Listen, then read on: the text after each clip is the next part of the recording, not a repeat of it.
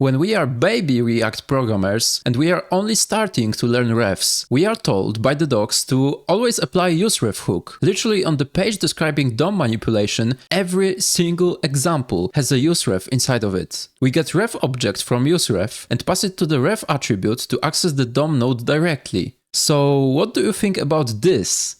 If this code doesn't move something inside of you, it may imply you have a possible numbness to emotional stimuli. You're dead inside! This pattern is something I found in Popper.js, a mechanism that is so unintuitive at first that even Dan Abramov commented in 2016 that React should probably block it. So how does it work exactly? Is it breaking React rules? Could we replace useState in this code with useRef without breaking the functionality? This is the story of how deep understanding of state, refs, and React render cycle can help you grasp this highly unconventional pattern that is actually very useful and practical. Let's start from the beginning.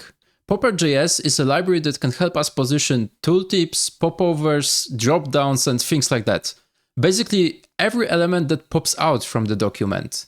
And they call those Popper elements. This is a basic example from the docs. Use Popper hook takes a reference element that is a button that will hover over, and a Popper element, which is a tooltip that will show over this button. Let's copy-paste the entire thing and run it ourselves. For the sake of simplicity, I have removed the arrow element. I've also added some visual styles, and just to demonstrate more real-life scenario, there are two blocks that represent some content above and below our reference button element. What Popper gives us are styles for positioning this Popper element. In our case, it's a tooltip. If I detach those styles now, you will see a change. The tooltip position is now broken. It's no longer popping out of the document. Okay, then let's bring that back. You might have noticed that the tooltip is visible from the start. This example lacks show-hide mechanism because Popper only cares about styles. We can fix it easily by adding conditional rendering based on isVisibleState, plus onMouseEnter and onMouseLeave event handlers. We can now hover over and hover away our reference element, and we can see that the tooltip is behaving as expected. But let's get back to the meat, to our setState in the ref attribute assignment. How does it work exactly? Ref attribute accepts not only ref objects created by useRef hook, but also callback refs, which are functions that are called by React with underlying DOM node when it's attached to the DOM tree, and with null when it's being unmounted. StateSetter function from useState hook accepts a value that is then saved inside state, so its signature is matching the callback ref expected by the ref attribute. And the special property of StateSetter function is that it triggers React to re-render component. So we are basically synchronizing DOM node mounts with React render cycle. Without callback ref, we would not get an update when the DOM node is actually mounted. And without setState, we would not re-render our component. Is it safe? There is a caveat with callback refs. If the ref callback is defined as an inline function, it would get called twice during updates, first with null and then again with the DOM element. This is because a new instance of the function is created with each render, so React needs to clear the old ref and set up the new one.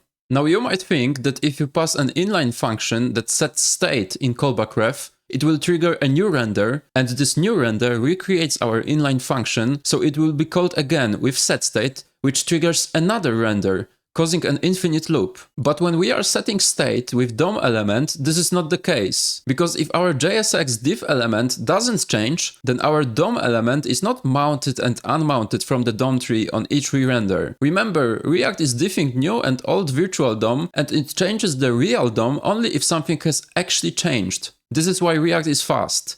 So our DOM element reference is stable, meaning the argument for setState function will be the same in each re-render. And this is important because React has an additional mechanism that compares old and new value of setState calls and skips re-rendering altogether if they are not identical. Simply no new value, no new render, no infinite loop. And you can simply verify it by adding setState call with some constant value inside useEffect. After first re-render, it will not be called again. Also, take notice that in our example, we are passing StateSetter directly, because it has a matching function signature to callback ref. So no need to wrap it in an inline function. This is also very important because StateSetter function is guaranteed by React to have a stable reference. If the function in ref attribute hasn't changed, it will not be called again unless we conditionally remove the element from our JSX. So we don't even go into the previous scenario, where React had to differentiate old and new value of setState.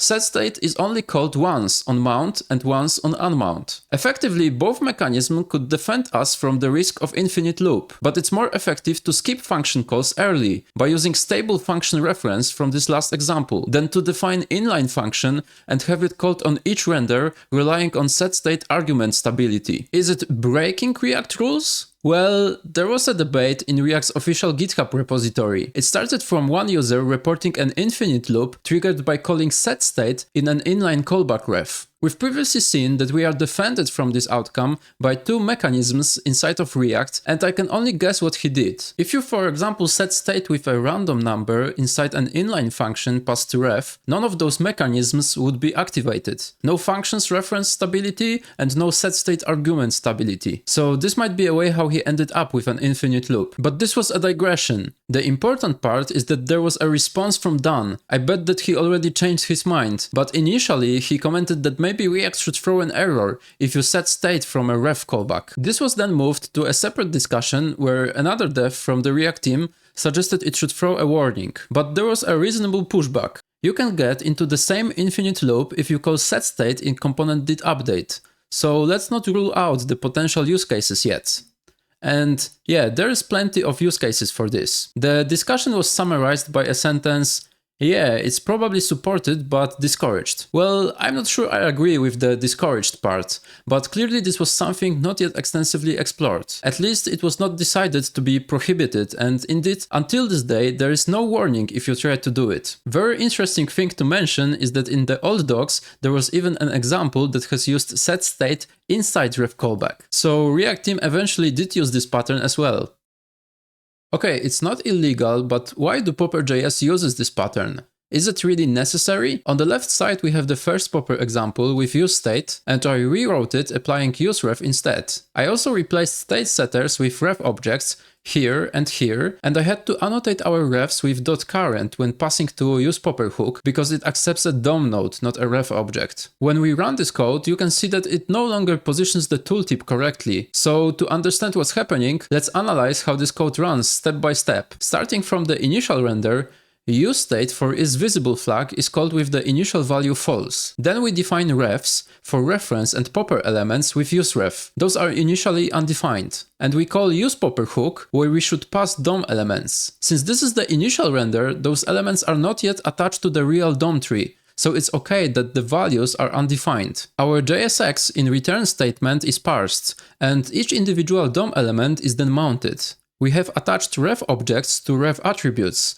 so after mounting DOM elements, those refs will be updated with new values. Actually, only reference element will, because tooltip itself is behind isVisible flag, which is initially false, so it's not rendered yet. When we hover over reference element, it will trigger onMouseEnter event, which will turn isVisible flag to true. Setting state triggers new render, so now we read isVisible from useState hook, it's true, we read refs from useRef, and we pass their current values to the usePopper hook. This is important part. usePopper read those values in this very moment. So reference element will be the DOM element that has mounted, but popper element will be still undefined, because it is not yet rendered. We then go again to the return statement, JSX is parsed, this time isVisible flag is true, so we render tooltip and we attach styles from Popper. Those styles are however incorrect, because they are based only on a reference element. Popper element was undefined. Only after this render, our tooltip's DOM element is attached to the real DOM tree,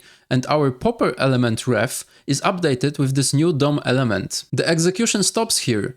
But what we need is another re-render to pass new popper element DOM node to usePopper hook, so it can correctly calculate styles based on both DOM nodes. Now we painfully realize that updating ref does not trigger new render, as opposed to setState calls. So we end up in this synchronized state, where tooltip was rendered, but popper calculated styles based only on reference element. The lesson is, when you have a DOM element that you need to use in the rendering code, like to pass it to external libraries such as Popper, or read some values from it in render phase like DOM element measurements that we've seen before in React docs, or maybe access DOM element managed by React and pass it as an argument for create portal function, in all those cases you should not save your DOM element in ref. You should save it in state, because state setter function triggers re-render and your DOM will basically synchronize with React render cycle. It's kind of a hack. Passing setState to ref attribute feels like going against React. It was unintuitive for the React team itself, but it's actually perfectly fine and it can be very useful. So you can add this to your toolbelt, and I hope you learned something new about React today. Hit subscribe if you like this content and you want me to keep making new stuff. Thanks for watching.